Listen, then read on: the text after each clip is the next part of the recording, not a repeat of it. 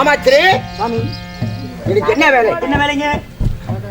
ஒரு ஆணுக்கு ஒரு பெண்ணும், ஒரு பெண்ணுக்கு ஒரு ஆணும் கருவே உருவாக்கி, உருவே பிண்டமாக்கி, பிண்டமே தர்ணமாக்கி, நான் உருவத்தை படிக்கக்கூடிய, சுருக்கமாக சொன்னா நான் பிண்ட பிடிக்கிற வேலை என் வேலையாகும்.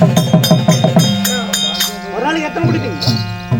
ஒரு நாளைக்கு எத்தனை பிடிப்பீங்க? ஒரு நாளைக்கு எத்தனையா? எத்தனைங்க தெரியுமா உனக்கு? 1001. 1001 பிடிப்பீங்களா? ஐச்சுக்குமா? ஆமா, ஐச்சுக்குமா? எனக்கு ஒரு 10 வாங்கி கொடுங்க. 10? ஆமா, பொறுமை வாங்கி தரேன். சாமி, தினம் தினம் பிடிக்கிறீங்க, சங்கடமா இருக்காது? எதுக்கா? எனக்கு அதே வேலை தானே, பிடிக்கிற வேலை தான். உங்களுக்கு பிடிக்கிறதா? என்ன பிடிக்கிறேன்னு நினைக்கிறேன்? என்ன பிடிக்கிறீங்க? பிண்டம். அத பிண்டம். பிண்டமான என்ன? என்னங்க?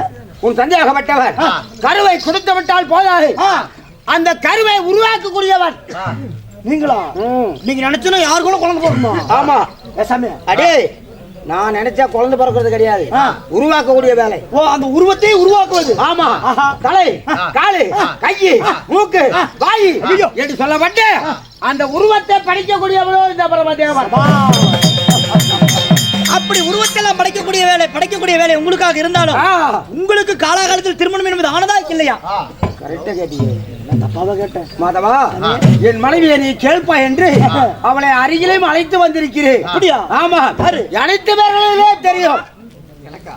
எல்லாருக்கும் தெரியும். உங்க பொண்டாட்டி எல்லாமே பார்த்துட்டு தான் இருக்காங்க. சத்தியமாவா? உண்மையா? நான் ஒண்ணும் பார்த்தது இல்ல. நான் திருமணம் செய்து என் தேவி ஆச்சரியமா, அதோ கலைவாணி சரஸ்வதி